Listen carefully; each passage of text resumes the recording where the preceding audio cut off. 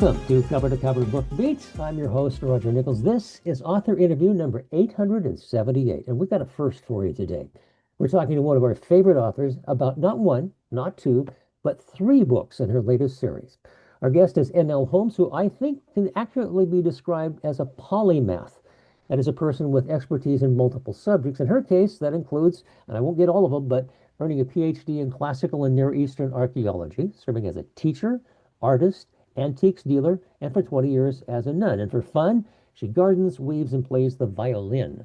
But fortunately for readers, she's put all that skills to good use in her career as an award-winning author.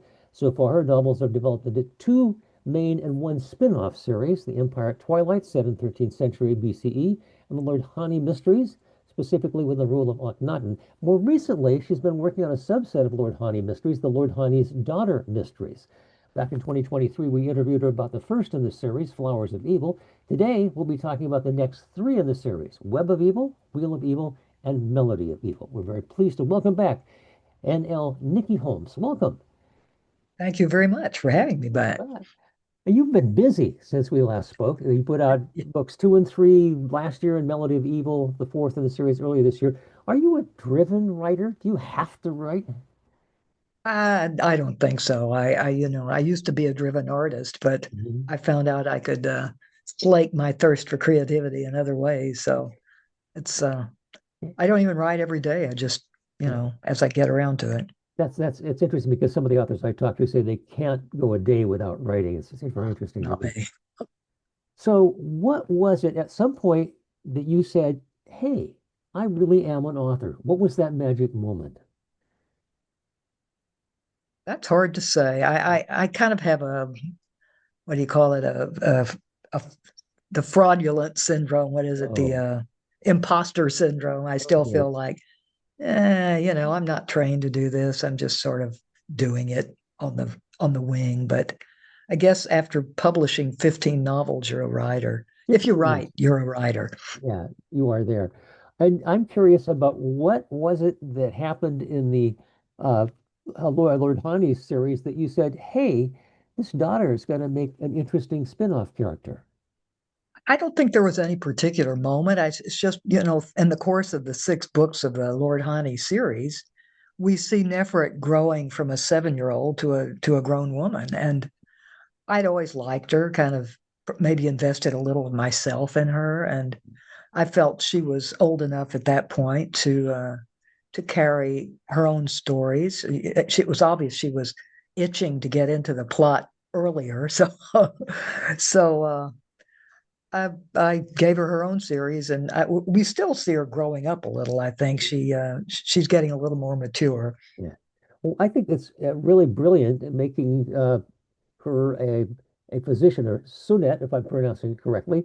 Um, it gives her a chance to deal with life and death matters. And when you are a physician, sometimes you have to deal with dead bodies, and that gives you a mystery to solve. And it was Right. interesting also that she's a daughter of a diplomat, which exposes her to the broader world. So she's moving between different circles. And I'm intrigued by the fact that you make her partner, Ben or Im, also physicians, and but she marries to provide a beard so that her society will accept that. And that, but that's not emphasized. It's just kind of in the background, which I think is a much more natural way to put it. So, Yeah, it's that's not the crux of the story by any means. I sort of back in the Lord Hani series, he discovers her inclination and is, of course, shocked, as anyone would be in those days. But we know for a fact that such people exist, and it existed then too. I mean, there's some pretty strong evidence. So, you just try to keep a more socially acceptable facade. But Nefret was a person who was who she was, and I don't think she would falsify her inclinations very much. Just enough to stay under people's radar. yeah. What's interesting is that her husband, being a friend of her father's, who has a need to get married with somebody won't bother him as well because after he passes, he's very wealthy. All these women are chasing after him. And he says, "Hey, if I'm married, they'll leave me alone." So it works out Right. well for both of them, I think. Yeah, that's my opinion too. And I say that sort of as a third party. I mean, I feel like I discovered the truth about Nefret and all the things she felt like and wanted and needed inside as I wrote. It was not something I set out to do, to have a gay character or what have you. It's Mm. just, that's who she was. And poor Thomas he was Hani's friend from the beginning, his superior originally, and he was sort of had a miserable event when his beloved wife, his worshipped wife, was murdered in one of the Hani books. So after that, he needed protection, and Nefret was forward enough to go ask him to marry her. So Mhm. again, countercultural, but not unimaginable. No, that's fascinating, fascinating stuff. Now, readers who are paying attention will note that not only do the titles of the four books take the titles of noun here of evil, and each title derives from the profession of the deceased. Flowers of evil for the floral business, web for the weaving business, wheel for the chariot construction business, and melody for the music business. And I think it's fun for readers and also a lot easier for the people at the publishing house to market it if you can tell right away from the title it's a series written by you. Um, Yeah. I think about John D. McDonald's with all the colors in the title, or Susan Grafton's A for Alibi series and whatnot. And I think it's fun. Also, sometimes writers with a little constraints make them more creative, and having to come up with one of those may be helpful. Yeah, you can view it as a constraint or as an aid, really. I mean, it gives you something about your new plot immediately. So, Mhm. if it's a florist, well, what could have happened? Yeah. So that gives you a little stimulus to go into the plot then.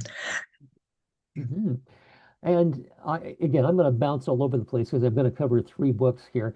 But one of the things I like about it is there are little Easter eggs that you put in that are so much fun. And I'm going to throw a couple of them out of you. One of them intrigues me right from Web of Evil. And I'm going to read this very short bit where Ben Reeb examines the hand of the dead person. He says, "There's a callus on his middle finger. I think he might have been a scribe."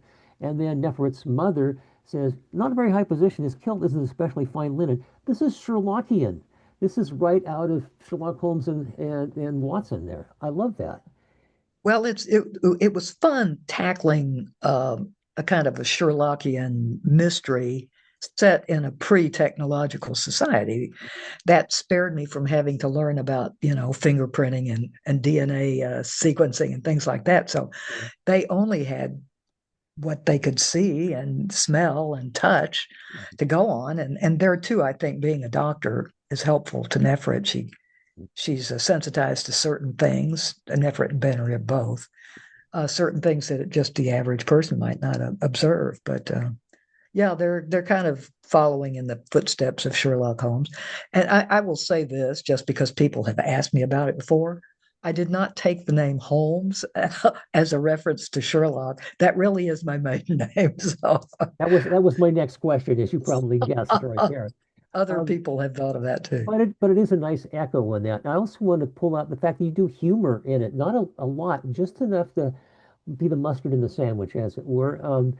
You have at one point you have Neferet not being able to pronounce parsimonious, which he calls parsniphonious. I love that. That's just a real person would do that. So yeah.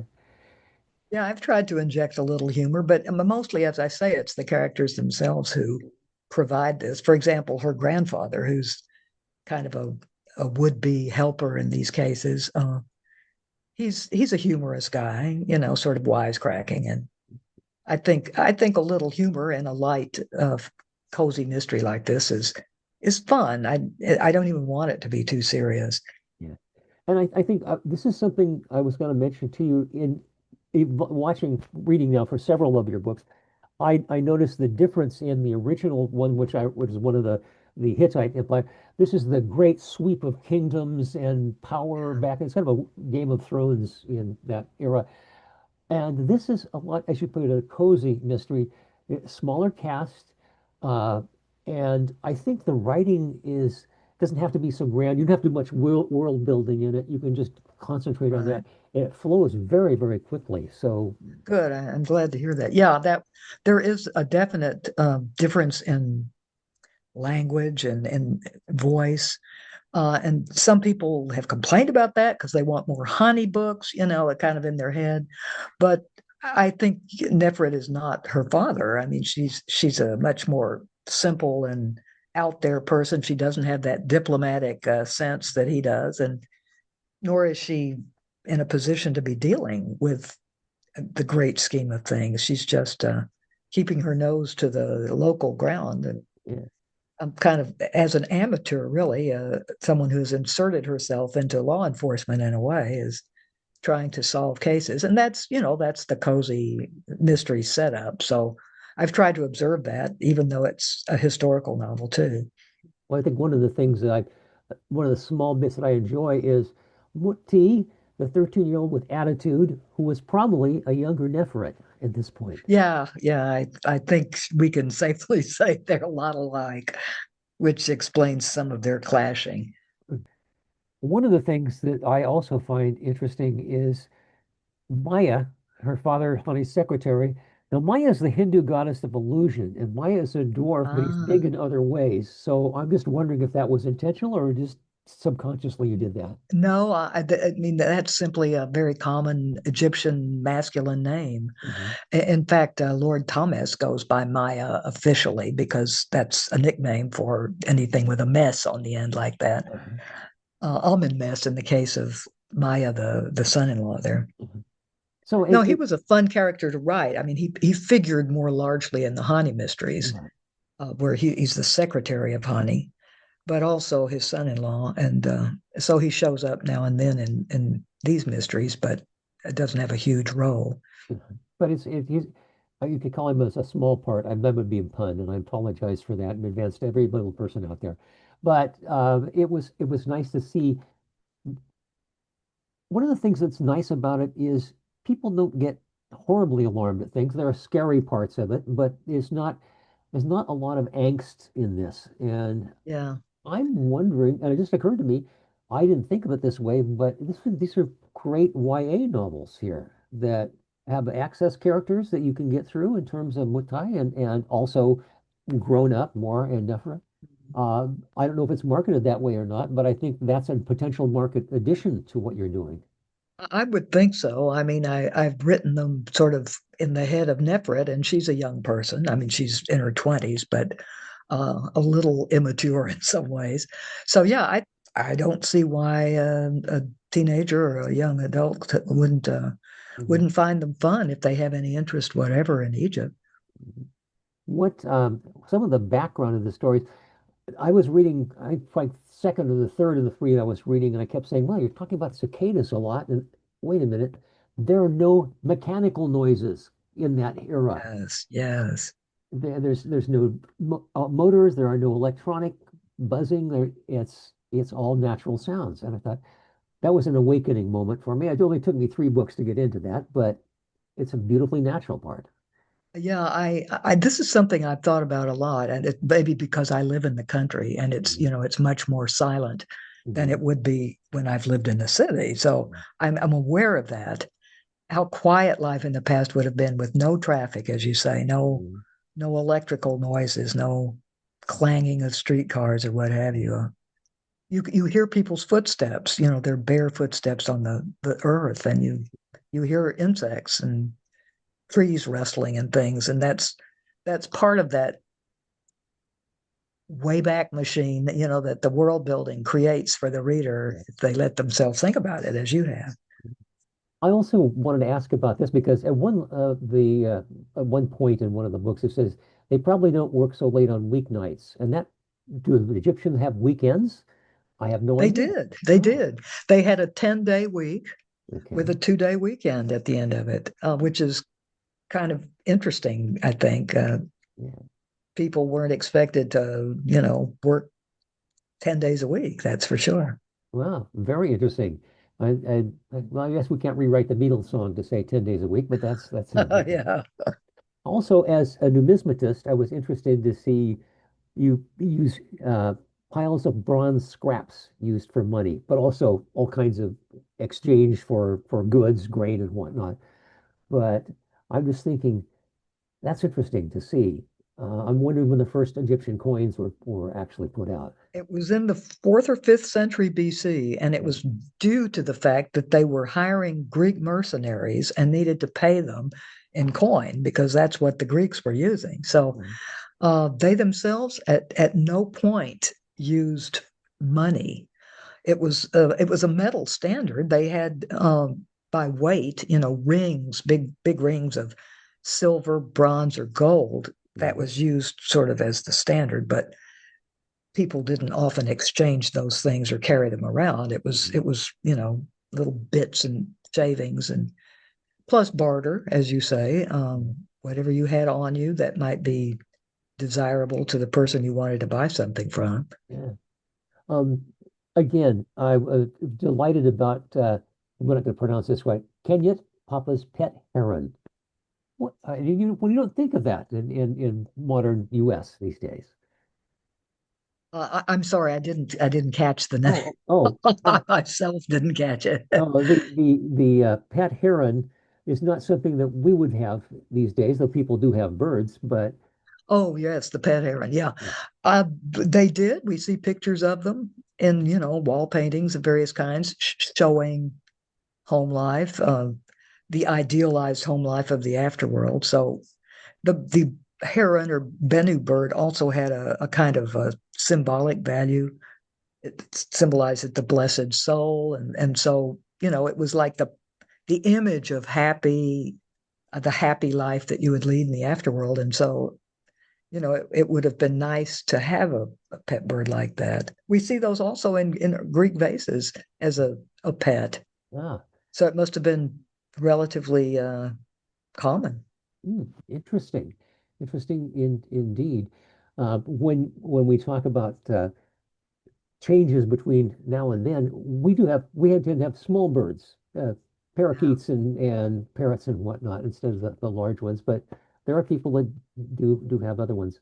Um, One of the things that I liked about there was a subtle difference in, let's see, it's Wheel. You have uh, interviewing some people from very much lower class, and their ungrammatical English indicated they probably used ungrammatical Egyptian at the time, which I thought was Yeah. really nice bit of writing there. Well, this is a very controversial thing. How do you make people from the past speak? Everybody's got their own level of comfort, and sometimes people fault me for using colloquial English, but in my own head, this is because it's a translation, and if people are speaking colloquially in their own language, then you should translate it into colloquial English. It's not old English that I'm writing. It's not monumental inscription Yeah, kind of thing. It's people talking, and we know that there was a difference between the way they spoke and the way they write, because when Akhenaten, the heretic pharaoh, came to power, he changed that. He made the written Egyptian much more informal, like speaking, and it grossed people out. They yeah, thought it was irreverent. So yeah, to each his own, if people feel comfortable with it, good. And if they don't, I'm sorry, but yeah. that's where I've drawn my red line. So, I guess for me, it's just makes perfect sense. You were translating it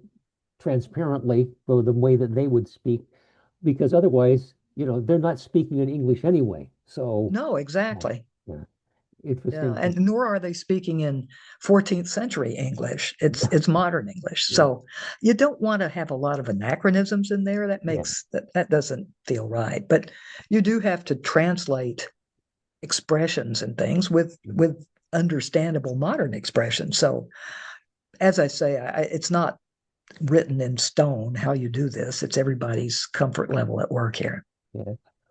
What? Tell me about sedge nuts. That was a new one for me. They've gotten popular again in the health food crowd. They're called tiger nuts today. Mhm. And I actually ordered some and ate them just to see what they tasted like. And they're darn good. They're mildly sweet and kind of more like a peanut than a tree nut, but Uh, not bad at all. You could grind them up and make very delicious sweets out of them, as they did. uh, Fascinating. Again, these are things that people can gain by reading these books. There's a lot of stuff to be learned in here, I think. Yeah, yeah, I hope that's true. I mean, I'm not trying to force feed people information, but if they kind of learn a little more about real life in those days while they're enjoying the book, I'm doing what I set out to do. So I hope that's true. Yeah, that is true indeed. Um, There's another one where you go kind of a little meta. You have a little fun with it. It says, "People probably say that about us," said Nefret with a mischievous smile. "Women doctors? Women who investigate murders? Weird." That's commenting on her own self. It's again a meta level on that, and that's a nice little touch to have in there. Yeah, and I think it's important to remind people that although this family is comfortable enough with some of these unconventionalities, they would have been unusual, not unheard of. There Mhm. were women doctors, at least we know of some, at least in the Old Kingdom. But as in so many ways, Nefret was not conventional. So I, I I think that maybe helps her to be someone with whom modern readers can connect. Mhm. If she were strictly conventional, she would be a very meek little person who didn't have many adventures. So, but Egyptian women were surprisingly visible in society, and that's what attracts me to that society, and I hope readers as well. They could even serve in political positions, like in the Web of Evil. There's a woman mayor of a Mhm. village, and that we know that happened. They sat on councils, and therefore could judge their fellow citizens. They served in various professions, and we don't know how literate many of them were, but it had to have happened occasionally Yeah. because there was no theological reason they couldn't be. They weren't Yeah. viewed as inferior. Yeah. They were, it was just sort of the general patriarchy with pretty open-minded view of women after that. And mostly, of course, they were wives and mothers, but Mhm. there was a working class where most of the women would have had to work and help in the family business, Mhm. or aristocrats like Nefret's own mother, who served as a priestess, a chantress in the Temple of Amun Ra. So we see a lot of visibility of women, a lot of agency. They could testify in court, they could own property. They weren't really suppressed like Greek women were. So I hope that comes through, that they Yeah. didn't have a miserable, cloistered life back in those days. No, in fact a lot of it's surprisingly sympathetic for an attractive maybe the pace and getting away from all the modern trappings and the instant everything that we have. Not a bad Yeah, idea from time to time. yeah. Here's an interesting thing I came across in Wheels, and that is you write that they're all made in the same molds, more or less interchangeable. I think of interchangeable parts as Henry Ford with the Model T. So this is thousands of years previously. Yeah, and it's, I mean, it by no means is this industrialization on the scale of Henry Ford. It was very much a workshop, where a single person would follow the process through from beginning to end to some extent. But they did have these wooden molds for bending wood, Mhm. and therefore they would have come out more or less the same way, apart from the differences of one piece of wood and another. So I nobody nobody has actually been in an ancient workshop. It's No. but the process has been reconstructed from looking at the chariots themselves, and so I wanted to give the modern reader a sense of how it was done. I mean, as Nifrit finds out, it would not have been easy to scale up the production No. very large because it was an artisanal endeavor, with individual workmen playing the big role there.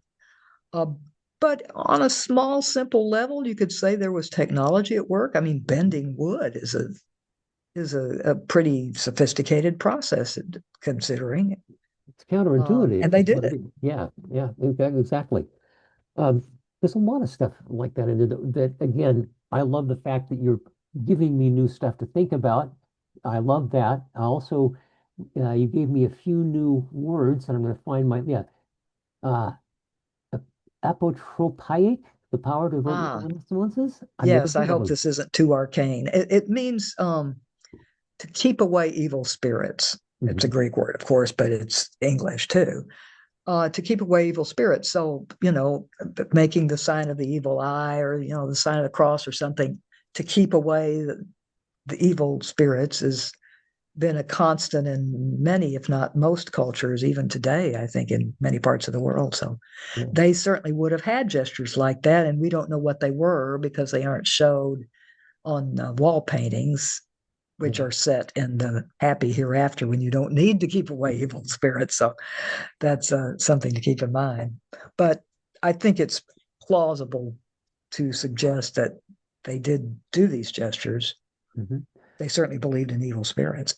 Well, spirits actually inform a huge part of the work because one of the additional incentives to solve the murders is to get the spirit to rest and not have them haunt the people afterwards. Right, right. The soul was a complicated thing for the Egyptians. It was composed of many parts, and the person's name was actually a part of his soul. So it was only in death that all of these parts were put back together, and if the person went on to a happy afterlife, and so it was very important to keep those parts happy and to have the whole body there too. The body was part of this resurrection, you might say, in the afterlife. So if a person's head was cut off, that was bad. He didn't have his nose and ears and eyes and mouth with him in the field of reeds to enjoy the perfume and the food and everything. Yeah. So that was a terrible fate to which you condemned somebody to cut off their head, and likewise to deface their name on their tomb or wherever Mhm. was a terrible thing because it deprived them of part of their soul and condemned them Yeah, to destruction. it's So yeah, fascinating. all of those senses in which the soul had to be kept happy and whole informed the way they viewed death and punishment, um, and peace, eternal peace. It's I'm sometimes wondering if we wouldn't pay more attention to our souls today, we might be better off. But that's just a little, Yeah, yeah, yeah. thought there. What do you hope when people close these books, they take away from them? Well, I hope they're entertained, obviously, but as you have said of yourself, I hope they come away understanding Egyptian culture a little better and having a sense of that these people, although they lived, 3,500 years in the past, were 100% like us, and inside they had the same emotions, the same needs, the same, perhaps a different worldview, certainly different culture, but they had the same emotions, the same reactions to things that hit them in life, and that they made their decisions pretty much on the basis of the same things we do.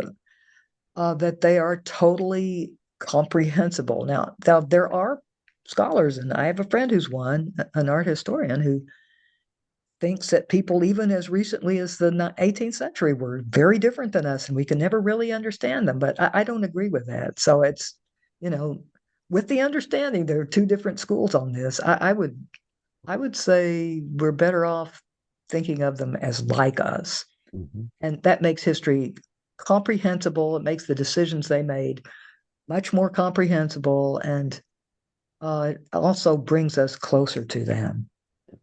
We can't replicate their situation, circumstances, and society, but we can understand it, I think. Exactly, exactly. Right. Now, one of the things I do like to ask people who are writing series, do you see this as an arc that's going to, you have an end in mind down the road, 20 or 15 books beyond this? No, the Lord Hani series had a distinct historical arc. So it starts at one point, follows historical events up to this point, and then stops. But this series, the books are pretty much separate. You can read them in any order. You don't have to read one in order to understand the other one. So this is a series that's completely open-ended as far as I'm concerned. I'll just write them as long as I don't get bored with them, and as long as I can keep thinking of different careers to present in each one. Yeah, And Nefret, I mean, she's young; she could go on for years. Grandfather, maybe not, but yeah. Hani, yeah, he'll be around for a while. So Good. I can keep spending them out indefinitely. That's really good to hear from a reader's perspective. Absolutely. So I have to ask you, is there one in the works, partly done at this point? Yes, there is. I'm finishing one up right now to send off to the editors. That is a taste of evil, when Oh, that's obviously about cooks. Yeah. And at some point, I want to go back and do a prequel to the Hani series because there is one more real adventure of the real Lord Hani that I haven't talked about yet that precedes the series that I've written. Oh, So I'd like somehow to step back and get into that a little bit. But that will take me longer because those are bigger books with mhm. more layers of plot. So I'll have to, step away from these short, quickly written, cozy mysteries for a moment to do that one. Yeah. I noticed though the cozy mysteries are getting longer with each book. Ah, That's yeah, going up. that tends to happen with wordy people like myself. But I'm trying to keep them quick reads. And they are. I will have to say that, and I read many, many, many books. So these one I roared through these, and Ah, yeah. I'll probably go back and reread them to pick up the subtleties that I missed in my eagerness to find out what's going on next. But I really Well, if they appreciate pull you that. on through, I'm glad to hear that. Yeah, and that's what you want. I have this image that I sometimes mention to people that of the uh, storyteller sitting in the marketplace and with this crowd around them, getting up to a point, and she suggestively puts out the bowl, and people put in here to find out what happened next. And that's what you're doing on a grander scale. Good. Yeah. Yeah, I, it is sort of the old storytelling idea, I guess. Any book is really, but books set in a storytelling era are especially. yeah. Is there anything we have not covered you want to make sure that our listeners find out about you or what's going on with you?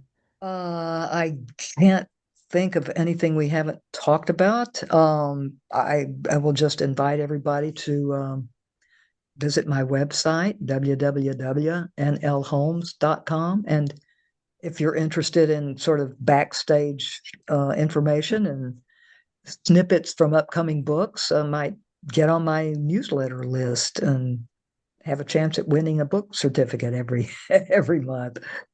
That sounds great. And you have been so generous with your time with us today and so generous with your writing ability. And please keep on for a long, long time. Thank you. I hope to. All right. Our guest today has been Annelle Holmes and her latest trio of books, Web of Evil, Wheel of Evil, and Melody of Evil. Highest possible recommendation. Do get multiple copies for all your friends and family. Thanks again for being with us today. My pleasure. Thank you.